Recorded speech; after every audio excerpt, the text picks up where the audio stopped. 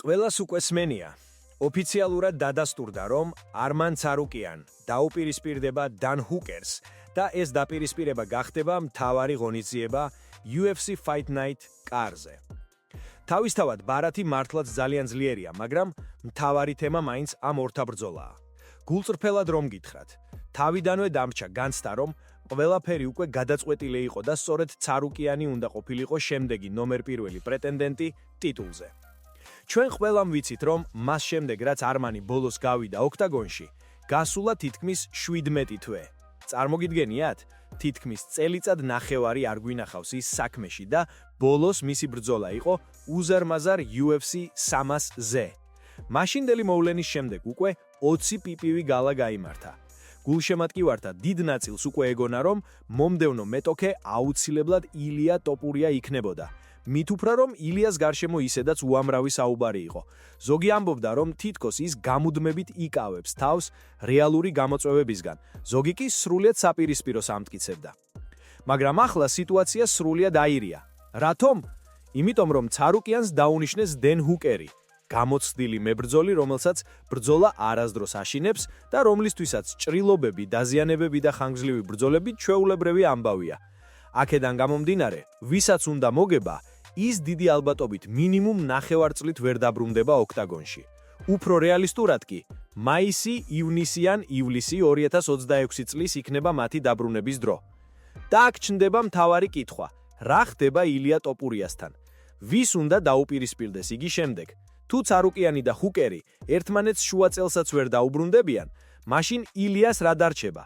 დაუცარიელებელი დრო, დაკარგული პოპულარობა და UFC-ს ფრენჩაიზის სახის სტატუსის საფრთხე.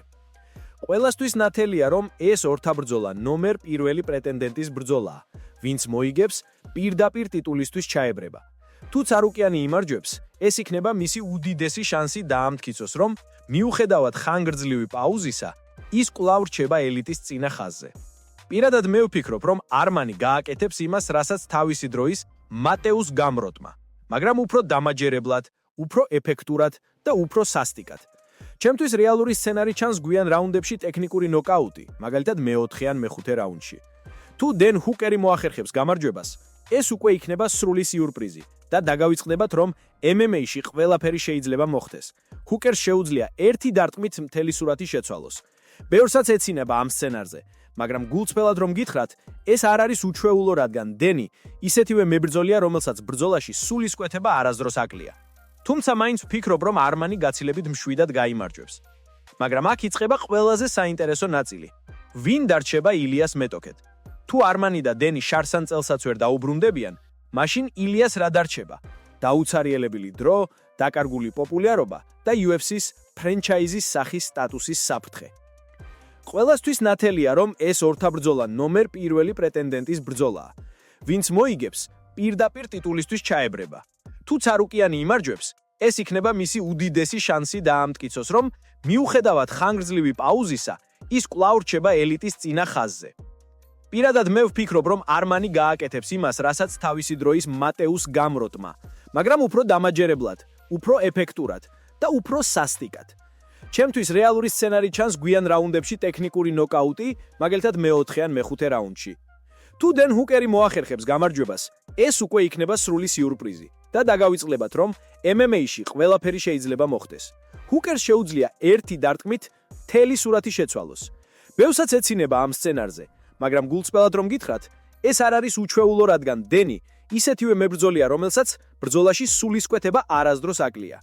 თუმცა მაინც ვფიქრობ, რომ არმანი გაცილებით მშვიდად გაიმარჯვებს.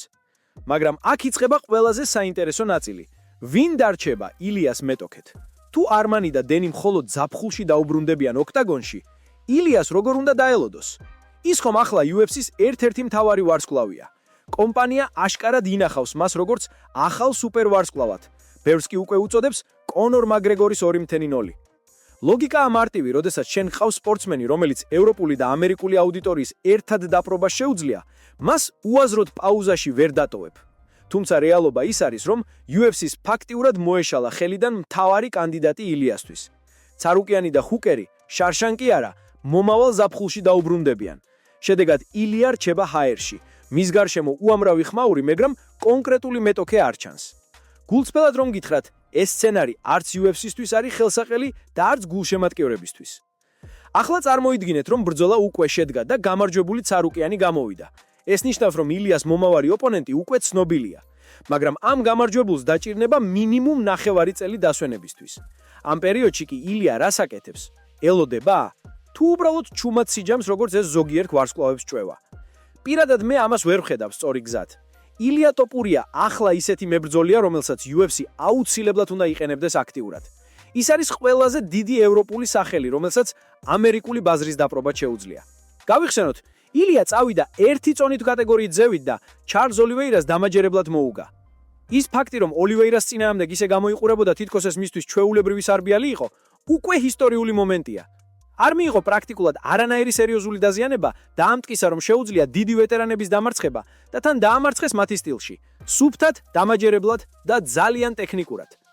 ამიტომაც გულშემატკივართა და ექსპერტებს ეგონათ, რომ ილია დეკემბერში ან მაქსიმუმ იანვარში ისევ ოქტაგონში იქნებოდა. Paramount-ის გარიგება UFC-სთვის სტარტავს იანვარში და ლოგიკური იქნებოდა, რომ სწორედ ილია ყოფილიყო პირველი მთავარი ფიგურა ამ კონტრაქტის ქვეშ. იმიტომ რომ ნახალი ეპოქა უნდა დაიწყოს ახალი ვარსკვლავით და ილია სწორედ ეს ვარსკვლავია. მაგრამ აქ იწყება დიდი პრობლემები. თუ ის მეტოქეს ვერ მოიძებნა, მაშინ UFC იძულებულია უბრალოდ ერთ-ერთი ალტერნატივა წამოაყვანოს. და ეს ალტერნატივები დღესდღეობით ორ სახელს უკავშირდება: პედი პიმბლეტი და ჯასტინ გეიჯი. პედის თავისი ექსტრავაგანტური სტილით და ბრიტანული ბაზრის მყარად დაპყრობით შესაძლოა ბევრისთვის მიმზიდველი არჩევანია. მაგრამ რეალურად იმსახურებს კი ის ტიტულისთვის ბრძოლას. პასუხი აშკარაა: ჯერ არა. დიახ, ის პოპულარულია, დიახ, მის გარშემო ხმაურია, მაგრამ სპორტულ თვალსაზრისით მისი გზა ჯერ დასაწყისშია. ყველა გულშემატკივარმა კარგად იცის, რომ ჯარედ გორდონთან პედის ორთაბრძოლა საჭმოდ დასრულდა. ბევრი თვლიდა, რომ იქ პიმბლეტი დამარცხდა. ასეთ ფონზე როგორ შეიძლება ის დაუყოვნებლივ ეღმოჩენდეს ტიტულის ბრძოლაში ილიასთან? მეორე ვარიანტია ჯასტინ გეიჯი. მის შემთხვევაში სიტუაცია ოდნავ განსხვავებულია. ის უკვე ვეტერანია, დიდი გამარჯვებებით, მაგრამ რეალურად ერთი გამარჯვების სერიაზეა. მისი ბოლო გამარჯვება იყო რაფაელ ფიზიევის დამარცხება, ისაც მაშინ, როცა ფიზიევი მოკლე დროში ჩაერთო. მანამდე გეიჯის კარიერა საკმაოდ რყევებით სავსე იყო, ბრწყინვალე გამარჯვებები და მძიმე მარცხები. და რაც მთავარია, თავადაც ღიად ლაპარაკობს პენსიაზე. ასე რომ გამოდის, რომ მისთვის ტიტულის შანსი ერთგვარი ბოლო ცეკვა იქნება. აქედან გამომდინარე, UFC-ს რთული არჩევანი აქვს: პედი, რომელიც კომერციულად მიმზიდველია, მაგრამ სპორტულად ჯერ დაუმტკიცებული, თუ გეიჯი, რომელიც უკვე ლეგენდაა, მაგრამ კარიერის კარიბჭეზე დგას. ორივე ვარიანტი პრობლემურია, მაგრამ არჩევანი მაინც უნდა გაკეთდეს. და აქ იწყება კიდევ ერთი დილემა. თუ ილიას ახლა დაუყენებენ პედის ან გეიჯის, მაშინ არმან ცარუკიანს გზაზე გადაეღობიან. წარმოიდგინეთ, ცარუკიანი იმარჯვებს დენ ჰუკერთან, მაგრამ 9 წელი წირდება დასვენებისთვის. იმ დროს ილია უკვე ჩაბრძოლილია ან პედისთან, ან გეიჯისთან. და თუ ილია მოიგებს, მერე უკვე დიდ შანსად იქცევა სუპერფაითი ისლამ მახაჩევისთან თვენით. აი აქ ხდება სურათი განსაკუთრებით საინტერესო. ყველა კარგად ხვდება, რომ ილიასთვის საბოლოო ბოსი სწორედ მახაჩევია. ეს არის ბრძოლა, რომელიც UFC-ს კომერციულადაც გაუხსნის ახალ კარს და სპორტულადაც დასვამს ბოლო წერტილს მსუბუქი წონის ეპოქაში. მაგრამ კითხვა რჩება, რა დრო უნდა გაიაროს იმამდე? რა ხდება იმ შემთხვევაში, თუ მახაჩევი წააგებს და ისევ მსუბუქი წონაში გადაბრუნდება? ან პირიქით, თუ მოიგებს, მაგრამ მალე გადაწყვეტს კარიერის დასრულებას. ყველა ეს სცენარი პირდაპირ ილია ტოპურიას მომავალზე აისახება. გულწრფელად რომ გითხრათ, ახლა ილია ძალიან რთულ პოზიციაშია. ერთ მხრივ ის უკვე ვარსკვლავია, რომელსაც UFC მუდმივად უნდა იყენებდეს. მეორე მხრივ კი მეტოქეები ან დაკავებულები არიან, ან არ იმსახურებენ ტიტულისთვის ბრძოლას. სწორედ ამიტომ არის ეს პერიოდი ყველაზე დამაბნეველი როგორც მისთვის, ასევე ჩვენთვის, გულშემატკივრებისთვის. ყველა გულშემატკივარი კარგად ხვდება, რომ ილია ტოპურიას მთავარი მიზანი მხოლოდ ტიტულის დაცვა ან 1-2 ლოკალური ორთაბრძოლა არ არის. მისი საბოლოო ამოცანა ძალიან ნათელია. ის ისწრაფვის სუპერს ფაიტისკენ და ეს სუპერს ფაიტი მხოლოდ ერთ ადამიანთან შეიძლება შედგეს: ისლამ მახაჩევი. მახაჩევი დღეს არა მარტო მსუბუქი წონის ჩემპიონია, არამედ ერთ-ერთი ყველაზე დომინანტური მებრძოლი მთელ UFC-ში. ის ალმახაჩქალიდან წამოსული მეომარია, რომელსაც კუთხის, გუნდისა და ოჯახის მთელი ძალა გვერდით უდგას. ის სპორტსმენი, რომელსაც უკვე ადარებენ მის დიდ მეგობარსა და მენტორს, ხაბიბ ნურმაგომედოვს. თუმცა განსხვავებით ხაბიბისგან, ის უფრო მრავალფეროვნად გამოიყურება. მახაჩემმა დაამტკიცა, რომ შეუძლია დარტყმებითაც სუფთად მუშაობა და უკვე ორჯერ დაამარცხა ალექსანდრ ვოლკანოვსკი, რაც მისი კარიერის ერთ-ერთ ყველაზე ძლიერ მიღწევად დარჩება. ახლა წარმოიდგინეთ, ტოპურია, რომელიც უკვე დაუმარცხებელია და შთამბეჭდავი სერიის მფლობელია, უპირისპირდება მახაჩევს. ეს იქნება არა მხოლოდ ორი სხვადასხვა სკოლის დაპირისპირება, ეს იქნება ევროპული ტექნიკის და კავკასიური დომინაციის ომი. ერთი მხარეს ილია, რომლის ფეხის მუშაობა, ბოქსინგი და კონტრდარტყმები უკვე გამორჩეულ კლასად ითვლება. მეორე მხარეს მახაჩევი, რომელიც იდენტურ სიჩქარესა და ფიზიკურ ძალას გრეპლინგში აერთიანებს. მაგრამ აქ არის ერთი სერიოზული თუ. მახაჩევი ბოლო დროს ბევრჯერ ახსენებს, რომ არ აპირებს MMA-ში 10 წლეულებით დარჩენას. ის ამბობს, რომ შესაძლოა მალე კარიერის დასრულებაც გადაწყვიტოს, განსაკუთრებით თუ ერთ ან ორ დიდ ბრძოლას კიდევ მოიგებს. და სწორედ ეს ქმნის უდიდეს საფრთხეს თოპურიას გეგმებისთვის. წარმოიდგინეთ, რომ მახაჩევი ტიტულს დატოვებს ან კარიერას დაასრულებს მანამ სანამ ილიამ მზად იქნება ამ დაპირისპირებისთვის. მაშინ თოპურიას ისტორიული შანსი უბრალოდ ხელიდან გაუსხლდება. ამიტომაც ბევრი ანალიტიკოსი ამბობს, თუ UFC ჭკვიანია, ისინი დაუყოვნებლივ უნდა დაგეგმონ ილია მახაჩევის ბრძოლა. მაგრამ ყველაფერი ასე მარტივად არ არის. პირველ რიგში, ისლამ მახაჩევს ჯერ კიდევ ყავს რიგში სხვა პრეტენდენტები. ბელალ მუხამედი, რომელიც ველტერვეიტში ტიტულს დაეძებს და შესაძლოა მასთან კროს-დივიზიონ ბრძოლა მოაწყონ. ასევე ყოველთვის არსებობს შანსი, რომ სუბიხი წონის სხვა მებრძოლები მულოდნელად გამოვიდნენ წინ. ამ ფონზე ილია რთულ მდგომარეობაშია. თუ მას მხოლოდ მახაჩევის წინააღმდეგ ბრძოლაზე ექნება კონცენტრაცია, არსებობს რეალური საფრთხე, რომ ის ერთ წელზე მეტხანს დარჩეს ურინგოდ. და აქ ჩნდება დიდი კითხვა: ღირს კი მისთვის ლოდინი? ღირს ერთი ისტორიული ორთაბრძოლისთვის საკუთარი ტემპის გაწირვა? ჩემი აზრით არა. თოპურია უკვე იმ ეტაპზე არის, სადაც უნდა აჩვენოს მაქსიმალური აქტიურობა. გულშემატკივრებს ჭირდებათ მისი ხილვა. UFC-ს ჭირდება მისი სახელი, ხოლო ის თავად უფრო მეტი გამოცდილება. თუ ილია აირჩევს ლოდინის გზას, ეს შეიძლება ცუდად დასრულდეს. ისტორიას უამრავი მაგალითი აქვს, რომცა მებრძოლები დიდ ბრძოლას ელოდებოდნენ, მაგრამ საბოლოოდ ან ოპონენტი წავილა, ან სიტუაცია შეიცვალა და ისინი ერთგვარად ლიმბოში დარჩნენ. ამ ყველაფერთან ერთად მნიშვნელოვანია გავითვალისწინოთ კომერციული მხარე. UFC ძალიან კარგად იცის, რომ მახაჩევი უკვე ვარსკვლავია და მას არ აქვს ის ქარიზმა, რომელიც ილიას აქვს. მახაჩევი პროფესიონალია, რომელსაც შედეგი აქვს, მაგრამ ილია ეს არის შოუ, დრამა, ემოციები. მისი საჯარო გამოსვლები, მისი ენერგია და ხასიათი ბევრად უკეთ იყიდება როგორც ამერიკულ, ასევე ევროპულ ბაზარზე. სწორედ ამიტომაც UFC-სთვის იდეალური სცენარი იქნებოდა ილია მახაჩევის ბრძოლა, სადაც სპორტული ელემენტიც და ბიზნეს ინტერესიც თანაბრად გაერთიანდება. მაგრამ მოდით რეალურად ვილაპარაკოთ. თუ კი ეს ბრძოლა ახლო მომავალში ვერ შედგება, მაშინ რა ალტერნატივა რჩება ილიას? პასუხი მარტივია. მან უნდა იბრძოლოს კიდევ ერთ დიდ ნახელთან. შესაძლოა ეს იყოს დასტინ პოირიერი, რომელიც ყოველთვის მზად არის მაღალი დონის ორთაბრძოლისთვის. ან შესაძლოა მაიკლ ჩენდლერი, თუ კონორ მაკრეგორთან ბრძოლა საბოლოოდ ვერ ცედგება.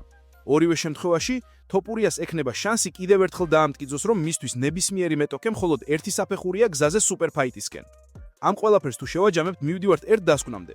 ილია თოპური ახლა ისტორიის მიჯნაზე დგას. ერთი გზა მიდის მახაჩევის პირდაპირ დაპირისპირებასკენ, მაგრამ ძალიან ბევრ თუზე და დამოკიდებული. მეორე გზა ალტერნატიული დიდი ნახელების დამარცხება და საკუთარი ლეგენდის კიდევ უფრო გამყარება. ლოდინი ეს ის სიტყვა, რომელიც ბევრ მებრძოლს კარიერის დამანგრეველი შეცდომად დაუჯდა.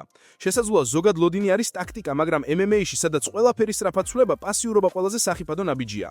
ვნახოთ მაგალითები. რამდენი მებრძოლი დავკარგეთ მხოლოდ იმიტომ, რომ ისინი დიდ ბრძოლას ელოდებოდნენ. ერთ-ერთი ყველაზე ნატელი მაგალითია თონი ფერგუსონი. რამდენჯერაც ელოდა ხაბიბ ნურმაგომედოვსთან ბრძოლას, იმდენჯერ რაღაც ისი არ გამოდიოდა. შედეგი, მის საუკეთესო წლებში ელ კუკუიმ ვერ მიიღო მთავარი შანსი და საბოლოოდ მისი ვარსკვლავი ჩაქრა. ახლა მას დასაუბრობენ როგორც უპასუხო დაპირებაზე. ილიას შემთხვევაში სიტუაცია შესაძლოა იგივე მიმართულებით წავიდეს, თუ ის გადაწყვეტს მხოლოდ მახაჩევის დევნას.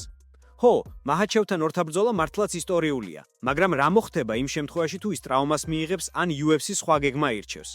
ილია ნახევარ წელზე მეტხანს დარჩება ურინგოდ, მისი პოპულარობა და მუხტი კი თანდათან დაიკლებს.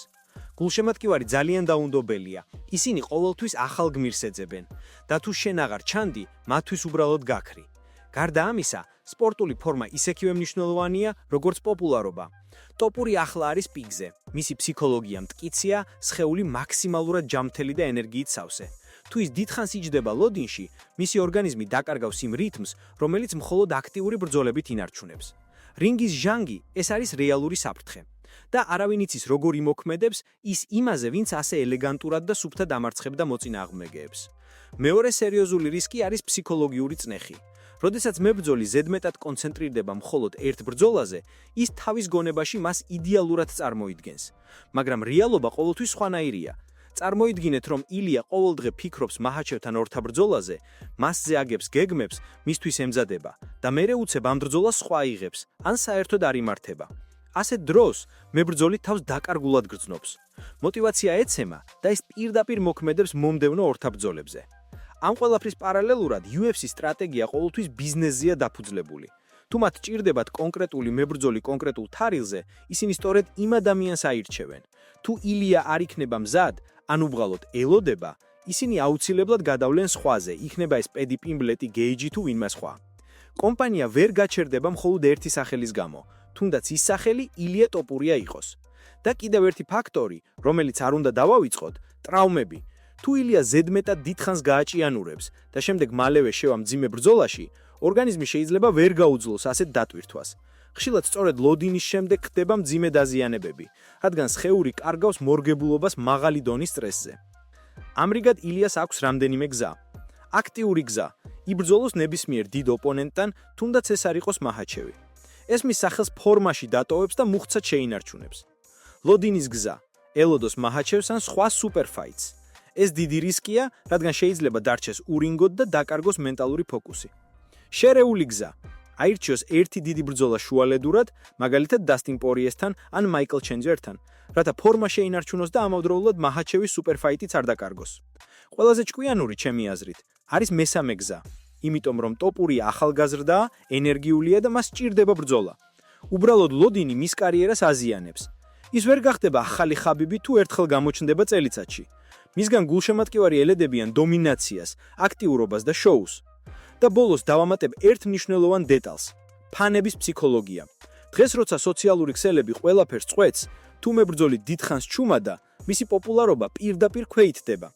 ილიას აქვს უნიკალური ქარიზმა, მაგრამ ისიც კი ვერ გაუძლებს ხანგრძლივ პაუზას. სწორედ ამიტომ მას სჭირდება ბრძოლა, შოუ, აქტიურობა, რათა მუდმივად დარჩეს ყურადღების ცენტრში. ყველა გზა, რომელიც ილია ტოპურიას წინაშე დგას, რთული და სავსეა რისკებით, მაგრამ მთავარი კითხვა მაინც იგივე რჩება. რა ნაბიჯები უნდა გადადგას, რომ თავისი უარსკვლავური სტატუსი კიდევ უფრო მაღლა აიყვანოს და საბოლოოდ მიიღოს ის ბრძოლა, რომელსაც მთელი MMA სამყარო ელოდება? პირველ რიგში ილიას სჭირდება სტაბილური აქტიურობა. ეს ნიშნავს, რომ იგი ვერ უნდა დაკმაყოფილდეს მხოლოდ ერთ ბრძოლაში მონაწილეობით წელიწადში. UFC-ის ჩემპიონები და ვარსკვლავები, რომლებიც ისტორიაში შევიდნენ, სწორედ აქტიურობით იყვნენ გამორჩეულები. გავიხსენოთ ანდერსონ სილვა, ჯორჯ სენტ-პიერი, ჯონ ჯონსი. ისინი მუდმივად ასპარეზობდნენ და ამის წყალობით მათი კარიერა არ გაჩერდა. თუ ილია გადაწყვეტს მხოლოდ მაჰაჩევის ლოდინს, მაშინ ის რისკავს, რომ მისი სახელი დროებით გაქრეს. მეორე ნაბიჯი, სტრატეგიული მეტოქეების არჩევა. მას არ სჭირდება ნებისმიერი ბრძოლა. მას სჭირდება ისეთი ბრძოლები, რომლებიც მის სტატუსს კიდევ უფრო გაზრდის. მაგალითისთვის დასტინ პორიე, გამოცდილი ვეტერანი, რომელსაც ყველა იცნობს, მაიკლ ჩენდლერი, ფანების ფავორიტი, რომელიც ორთაბრძოლაში ყოველთვის ცეცხლს ანთებს. ასეთი ბრძოლები ილიას მემკვიდრეობას გამყარებს, მაშინაც კი თუ მაჰაჩევთან დაპირისპირება გადაიწევს. მესამე, პუბლიკასთან ურთიერთობა. ტოპურია არ არის რიგითი მებრძოლი, რომელიც მხოლოდ ოქტაგონზე ფოკუსირდება. მას აქვს უნარი, რომ ყურადღება მიიქციოს თავისი ქარიზმით. სწორედ ამიტომ მან უნდა გააგრძელოს ხმამაღალი განცხადებების გაკეთება, სოციალურ ქსელებში აქტიურობა, პრესკონფერენციებზე ემოციური გამოსვლები. ეს ყველაფერი ფანებს აძლევს მიზეზს, რომ კვლავ ელოდნენ მის შემდეგ ნაბიჯს. მეოთხე და ძალიან მნიშვნელოვანი, გუნდის სწორად გამოყენება. MMA ინდივიდუალური სპორტია, მაგრამ უკან ყოველთვის დგას გუნდი. ილიას გარშემო უნდა იყვნენ ადამიანები, რომლებიც სწორად დაგეგმავენ მის კარიერას. ეს ნიშნავს, რომ ისინი უნდა იყვნენ რეალისტები. არ უნდა ჩააყენონ მხოლოდ ერთ სუპერფაიტზე მთელი გათვლა. თუ საჭირო იქნება, უნდა აირჩიონ სხვა მეტოქეებიც, რათა ილია ტოპურიამ არ დაკარგოს დინამიკა. გარდა ამისა, არსებობს კიდევ ერთი კრიტიკული ასპექტი – ჯანმრთელობა და კონდიცია. ხშირად ვხედავთ, რომ მებრძოლები, რომლებიც ზედმეტად დიდხანს ელოდებიან, შემდეგ დიდი დაბრუნებისას ტრავმებს იღებენ. ილიას შემთხვევაში ეს რისკი განსაკუთრებით მაღალია, რადგან მისი სტილი ძალიან დინამიური და ენერგომომთხოვნია. სწორედ ამიტომ მას სჭირდება მუდმივი ფორმაში ყოფნა, რეგულარული ბანაკები და ტესტები. და ბოლოს, მოდი გულწრფელად ვთქვათ, ტოპურიას ისტორია არ არის მხოლოდ მისი, ეს არის მთელი ევროპული MMA-ს ისტორია. მასზე ახლა დაკვირებული არა მხოლოდ სპანეთი, სადაც გაიზარდა, არამედ საქართველო, მთელი კავკასია და ევროპა. ის არის ერთგვარი სიმბოლო იმისა, რომ UFC-ის ჩემპიონი შეიძლება იყოს სხვა რეგიონებიდანაც და არა მხოლოდ ამერიკიდან ან ბრაზილიიდან. ამიტომაც რაც არ უნდა მოხდეს შემდეგ, პადი, გეიჯი, პორიე თუ მაჰაჩევი, ილიამ უნდა დარჩეს აქტიური, ხმამაღალი და დაუმარცხებელი. რადგან საბოლოოდ გულშემატკივრებს მხოლოდ ერთი რაღამ უნდათ, რომ რინგში ჩასვლისას ის ისევ იმ რსიხანი და ენერგიული იყოს, როგორიც აქამდე გვაჩვენა. თუ ტოპურია სწორად გამოიყენებს მომდევნო 2-3 წელს, მაშინ მისი კარიერა გადაიზრდება ისეთ ლეგენდარულ ამბავში, რომელზეც მომავალში ახალგაზრდა მებრძოლები მაგალითებს მოიყვანენ. მაჰაჩევთან სუპერფაიტი კი მხოლოდ ერთი თავია ამ ისტორიაში. თავარი მაინც იქოსი, რომ ილიამ საკუთარი ლეგენდა თვითონ შექმნა, შრომით, ბრძოლის ხასიათით და არასოდეს დაკარგული მუხტით.